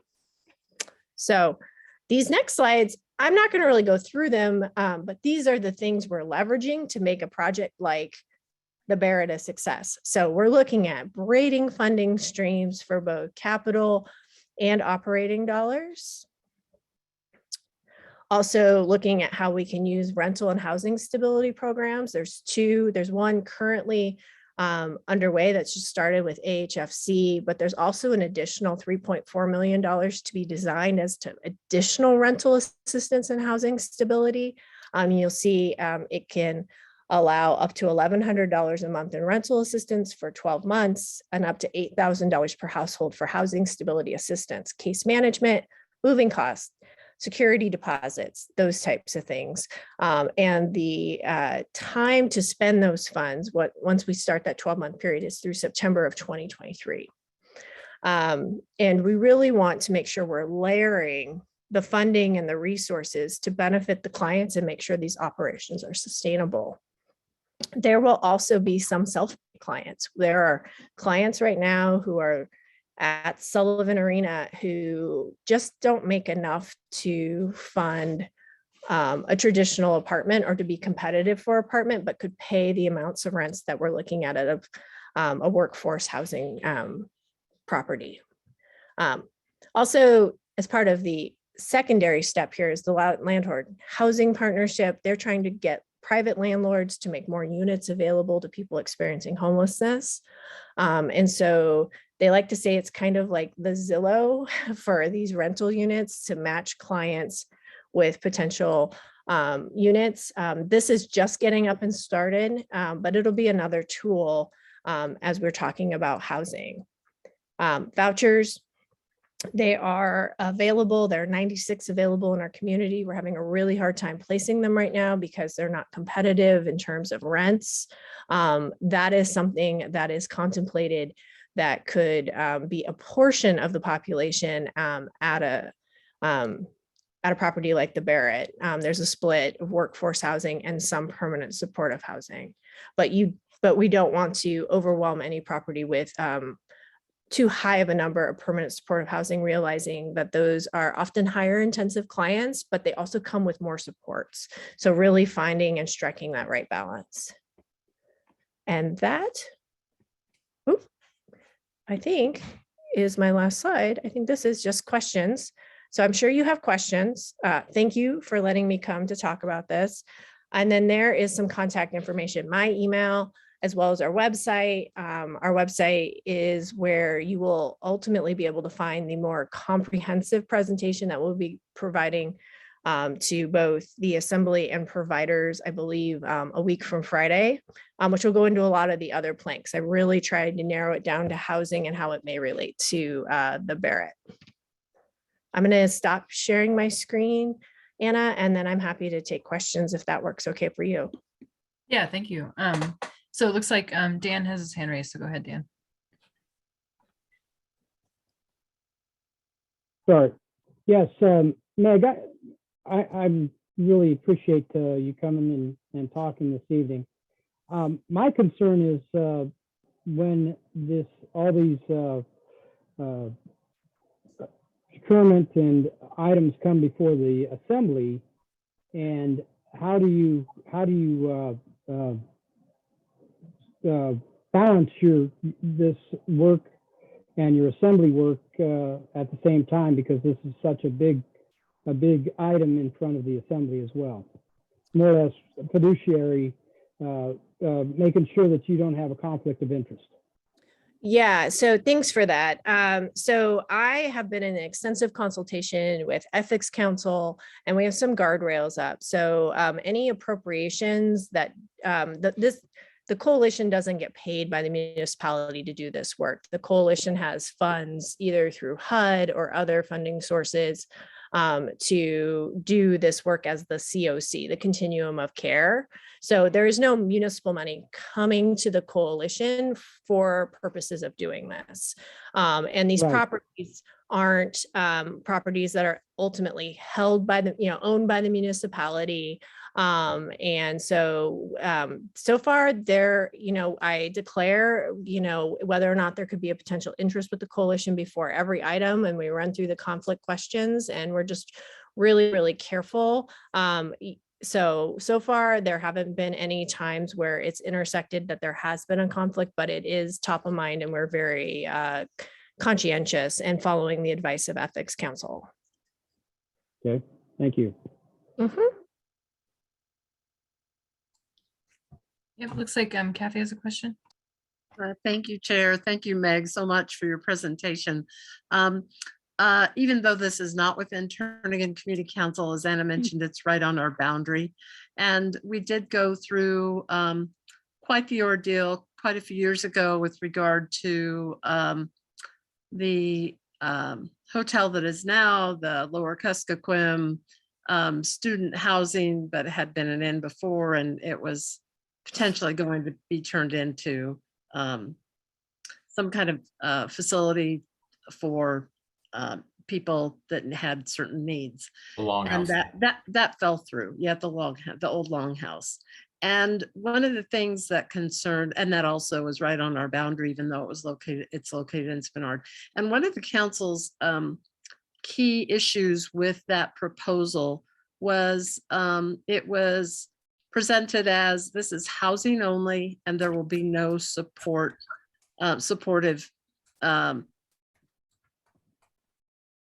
entities in there working with people to try and better themselves, perhaps with addiction or jobs or anything like that. Do you envision this Barrett Inn permanent supportive housing? Is the key word here supportive? If there's on-site 24-hour supportive elements to it, so they're not just housed there and then they're on their own. Sure. So this is a blended project. So this has projected up to, I think, 23 units of permanent supportive housing through the Home for Good program. And then the rest would be workforce housing. And we've been talking to providers like Rural Cap or NeighborWorks, and they're putting together in order to create the pro forma, the staffing ideas. And it really is to keep it staffed 24/7 as a staffed property. However, realizing that a lot of the support for the majority of the location is through case management. And case management is not a 24/7 type of service.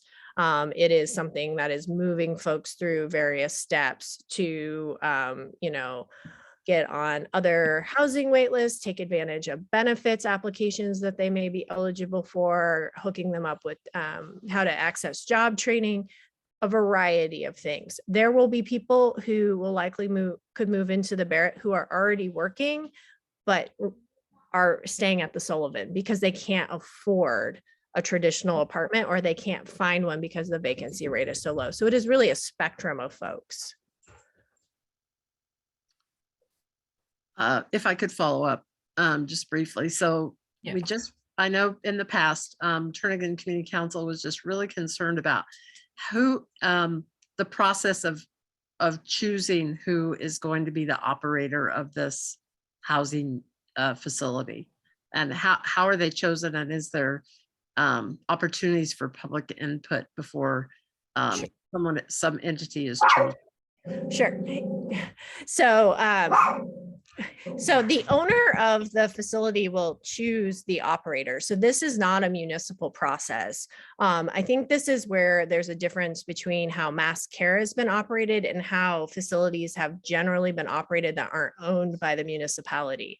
So if you consider, let's say, for example, Catholic Social Services was no longer going to operate Brother Francis Shelter, and it is owned by Cook Inlet Housing. Cook Inlet could go out and solicit for someone to operate that facility in a variety of ways. They could just go ask a provider if they have capacity. It would depend on partly the funding sources they might be using, as well as what they were hoping to accomplish.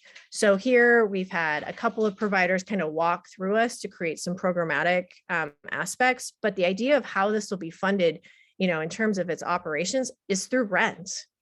Most of these clients will pay rent, and there will be no direct municipal contributions in the pro formas we've created. Like, the alcohol tax is for sheltering dollars only, so it's not housing dollars. And to the extent that the Home for Good clients might end up there, those are pass-through dollars through United Way, and United Way administers that program. So it's not subject to that typical RFP process through the municipality, because muni dollars aren't going into its ultimate operations. So sorry, the bottom line is there wouldn't be any opportunity for the public to weigh in on who's chosen as the operator. I don't know. It'll be up to the owner. I mean, I'm there to support the potential creation of the program and the RFPs, and to make this look like a program, see if this program can pencil and possibly go forward. But ultimately, the owner will decide how an operator will be chosen. Okay, thank you. Yeah, thanks. And I know we're running a little short on time. This was our main business item tonight to hear, but looks like we have 2 questions. So maybe I'll ask for just those 2, and then we'll move on. So go ahead, Niall, and then John. Yes, through the chair to Council Member Zalatil. I want to follow up on the questions regarding ethics. So I just wanted to ask you if prior to the election, if you are willing to, on the record, release the nature of your work at the Anchorage Committee to End Homelessness at Rural Cap, and any potential conflicts that may exist there and between your assembly work, and as well at the Fireweed Law Group LLC, and potentially your wife's work at ConocoPhillips. The second question was, how can we as citizens, because in the polling of my candidate group, we have had some serious concerns about human trafficking and drug trafficking going on in the Spenard corridor, which extends between the Barrett Inn, the Alex Hotel Inn and Suites, the Puffin Inn, and all the way up to the McDonald's on the corner of Turnagain Boulevard. That is a major drug and human trafficking corridor. So I'd like to ask, what intent does the assembly body have to protect both the residents of this from falling into pitfalls, but also the community at large for having these vices removed from the city at large? Thank you. So thanks for those questions. I'm going to be really clear. I am not here in my capacity as an assembly member. I do not do this work in my capacity as an assembly member. And I don't work for Rural Cap. My private law firm that you raised is separate work, and it has nothing to do with me being as an assembly member or working for the coalition. So everything is well within the bounds as provided by Ethics Council. And your second question was directed to the assembly. So I'm not going to answer that right now because I don't think that's appropriate. to answer if concern is raised as a general condition of the area and how we need to protect potentially vulnerable populations moving into a workforce housing and permanent supportive housing project. I'm going to reframe it that way. And as the coalition say, we need to be aware of that so we can work with the housing provider and support services to ensure that we're watching for any signs that any individuals who might be living in that property could be taken advantage of. But this isn't necessarily a very vulnerable population per se, because it is workforce housing. The majority of this is workforce housing. These are what we would call ELI units, extremely low income units. It is truly people who can live independently, often with light touch case management. Yeah, thanks, Meg. And then just one more question. So John Moore, you have your hand raised. So the people that purchase, or when you purchase that building, are they a nonprofit then? That's the kind of entity that is looking at making the purchase. Paying Yes. taxes on that property. Will they be paying property tax to the municipality on that property? My understanding is nonprofits do not pay property taxes. No property tax. Okay. I mean, I can't say for sure one way or the other because I don't know who will ultimately own that property, but if but I understand that they've been talking to nonprofits about potential ownership. So however the rules work for that, then that would be what would happen. Yeah, thank you.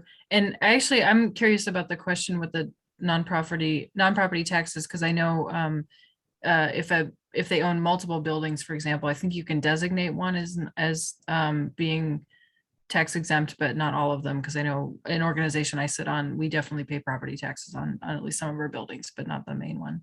But that would be a good question to follow up, maybe. Well, I can tell you, I've built the historical property taxes into the pro forma, just as a starting point, because you want to be ready to anticipate all the potential costs. I know, but if you look at the Barrett Inn right now, under their under the Muni's webpage, according to what the Muni has posted right now, the people that own that place, they have a 0 property tax. Now, I don't know if that's correct or not. That place has been vacant for about 2 years. It's a pretty slummy, or it was a pretty rundown facility. Yeah, so it's had significant renovations. It is significant renovations toward obtaining a new certificate of occupancy. So at one point, I don't believe it. Those units have all been, so they've been doing renovations. Have those renovations been checked out by development services? They are all being done. They are all under permit. Yes. They're all under permit. Okay. Yes, sir. Okay. Well, thank you, Meg, for being available and presenting. And we'll make sure that the presentation that you shared is posted on the website.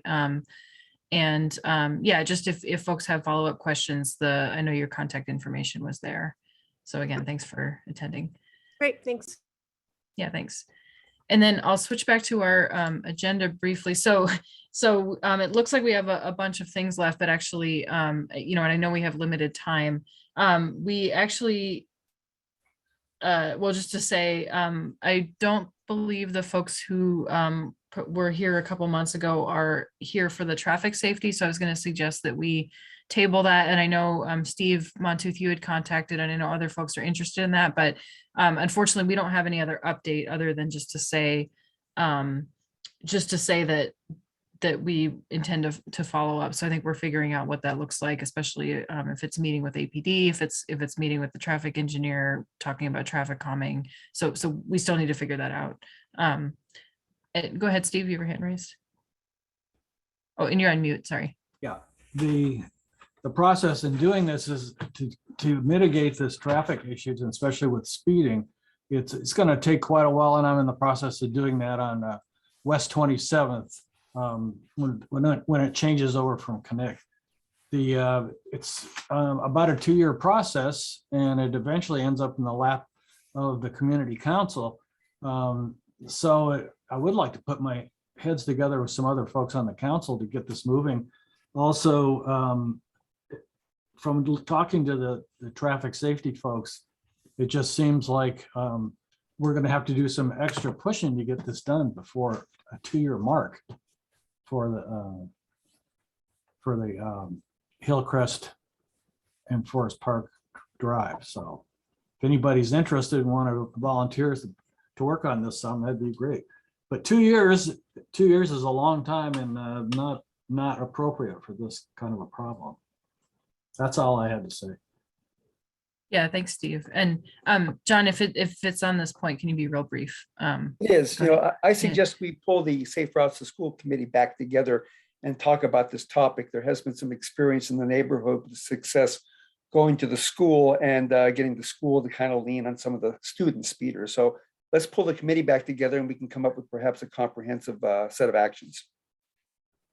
Yeah, thanks, John. That's a great idea. And so I think that's our follow-up really, is that we are still tracking this issue. We obviously don't have a resolution yet, but yeah, that's a great idea to reach out to the committee members. So again, if you're interested, even if you weren't on the committee, you're certainly welcome to be. So please just put your email in the chat or email tccpresident@yahoo.com, and then we'll make sure to follow up. Dan, you had a brief point on this? Yeah, I just wanted to say, as the co-chair of the Safe Routes to School Committee, I will get with Barb and reach out to Barb and see whether we can pull the committee back together and get some action on this. Okay, thanks.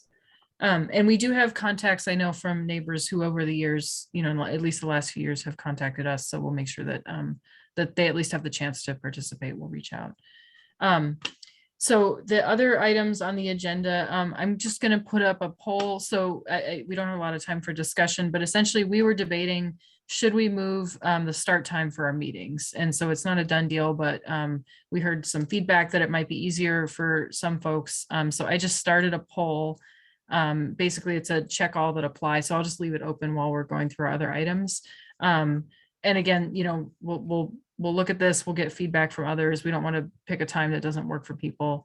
So we'll just see. And then of course, if multiple work, go ahead and choose those. So then the next items, I just want to be, again, really brief. And I wonder if it's okay with folks, if I could get a motion to extend the meeting just by 10 minutes, because I want to give enough time. And then we'll end at 9:10. This is Pat. I move that we extend by 10 minutes. I'll second. Okay, thanks. So yeah, so that'll give us 15 minutes. So first, the committee reports. And here again, I just want to be really brief because we don't have a specific update or action item, but just to remind folks that that our land use committee is looking at scheduling a February meeting. And again, the organizers will follow up about that. But the list there is just things that we're tracking. So some of those items are things that we don't have an immediate action, or we're waiting for the next iteration of the plans, but those are definitely on our list. And then Kathy shared some updates about the West Anchorage Snow Facility. So if you're interested in that, again, email tccpresident@yahoo.com or put your email in the chat and we'll pull it out and make sure that you're on the list there. And then the other committee was just the Spinar Beach Park. So we actually already gave that update. We just wanted to make sure that it was on there. And we provided our final report for that. So thanks again to Sarah Haley and Kathy Gleason and all the folks who worked on that. And then lastly, I just wanted to leave a little bit of time to ask folks, what are your neighborhood priorities? What are ideas for future projects? Whether it's an issue that you're dealing with, like this traffic issue, or if it's an idea that you have that you want to see happen. And so first I'm going to give time to Susan Urig, who had reached out with some ideas about trail safety and yeah, I'll turn it over to Susan, but then also we'll leave time for others if they have ideas. Go ahead.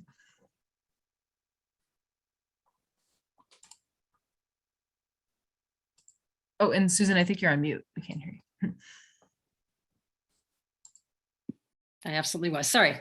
about 2 minutes. This is about increased usage on the coastal trail by all kinds of operators, families, renters, visitors, e-bikes, moto-bikes, my bike, me running, me walking, and lots of conflicts. January seems early.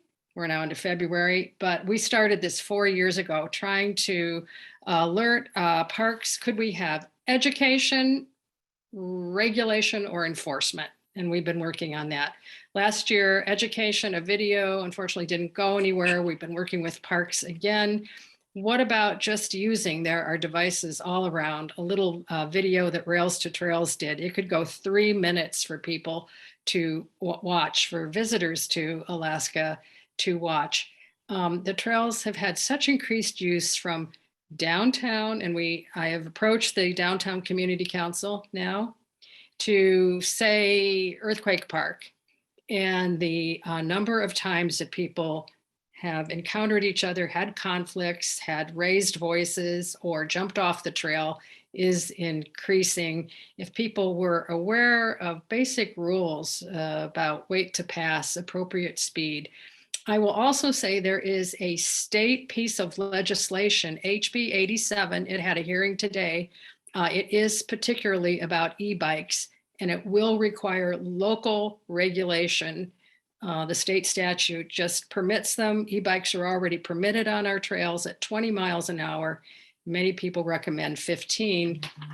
It's not clear what the state legislation will do, but we're looking at that. We've tried to approach places like REI. Would they like to get involved in this safety effort and alerting people to safe use?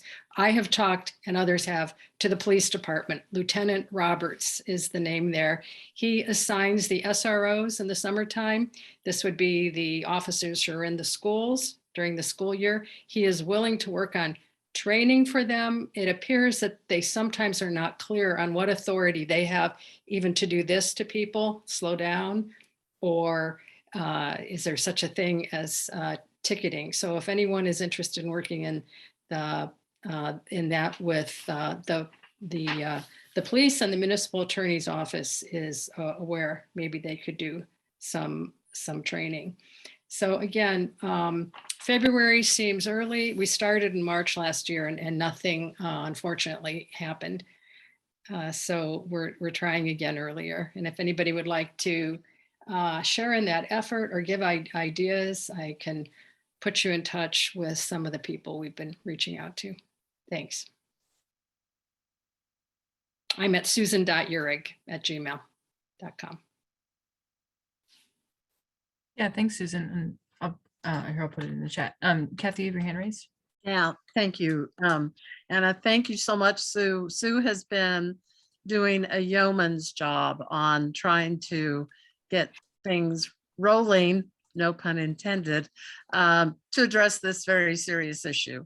And as she said, it's continuing to get worse. And I just want to applaud Sue and thank her for all the work she's doing, and anybody that can contribute to coming up with some positive plans and implementation of these plans, it would be great. Thank you.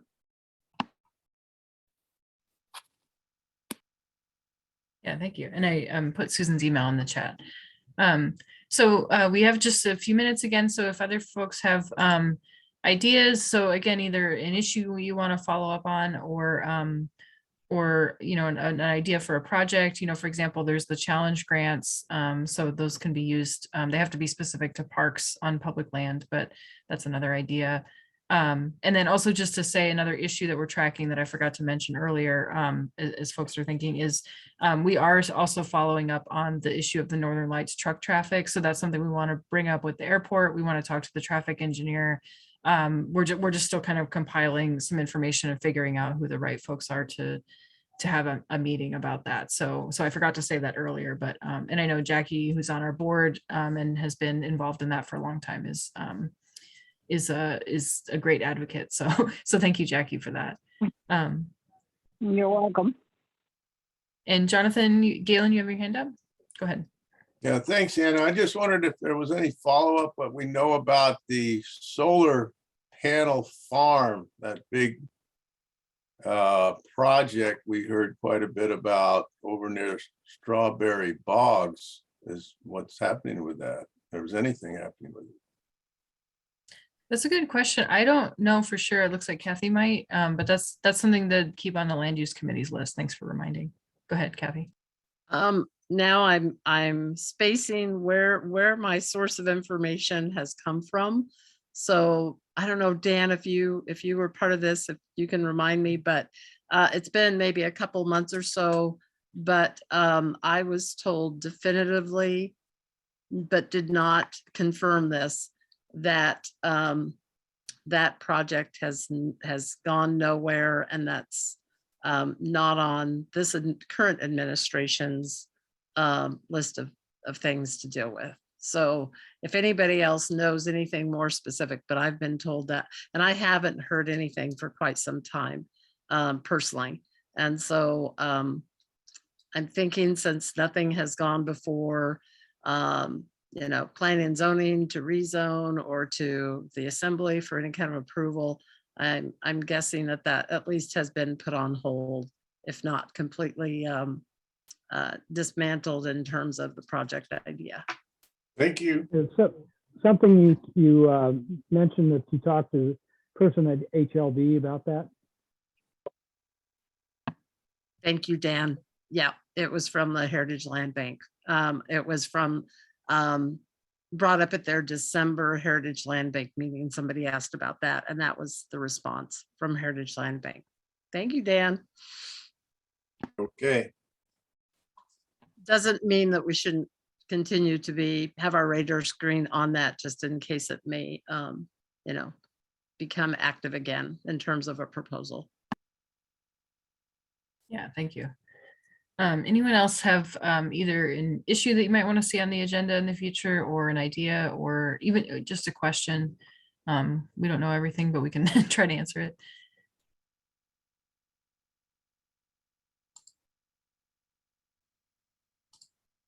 And I'm not seeing folks jump up. So just again, you know, I'll put it in the chat again, but our email address is the best contact for the council. And, you know, we, as a board, we actually set a standing meeting time. So we meet the fourth Thursday at 4 p.m. And so if you have ideas, especially if there's something to go on the agenda, or, you know, something you would like a presentation about, like we had today, or, you know, just any kind of information that you'd like to see at these meetings, that's what we'll be looking for. And then since we have a couple minutes, I'll just share the results. I think it pops up for everybody. So just so you guys see, that was the vote. So we'll bring that back. And again, we're not going to make a change right away. We'll let folks know for sure, especially if we change the time, so that folks don't miss the meetings. But we'll take that under consideration, and maybe we'll ask next month as well. Go ahead. Anna, could you put that up again, please? I didn't see it. Oh yeah, it says it's sharing now, but I don't know if it's on a different screen, or I'll be able to download it out of the Zoom thing as well. Okay. If you're looking for the minutes. So, but I'll read it out actually, since there's a few on the phone. So of the folks who voted, it looked like 6, and this was choose all that apply, so it's not an either or.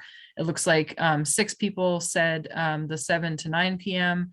6 people also said that the earlier start at 6:30 and ending 8:30 would be good. And then 8 folks said earlier start, but they'll slightly longer, so 6:30 to 9. Because again, you know, as you guys know, we always have full agendas and lots to talk about. So, so anyway, And that's. I'd like to. Oh, sorry, Anna.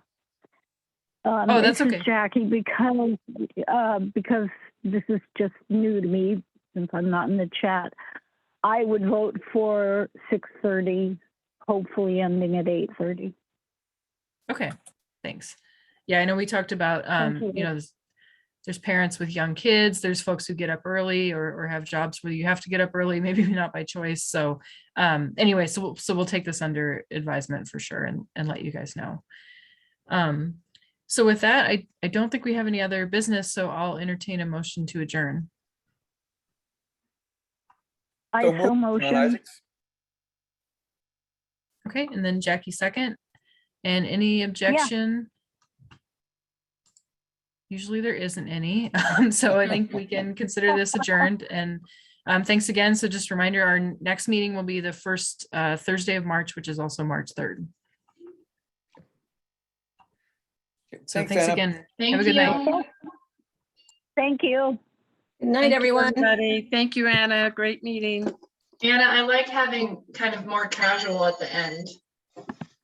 Just a kind of a chat. That's nice. Yeah. No, I think it's always hard because we have so much to talk about, but in the past we've done public comment. So I was thinking that would be a good, or, you know, just open discussion. I voted to go from 6:30 to 9, even though, but just to add like more of an open house feel at the end, or maybe in the beginning even.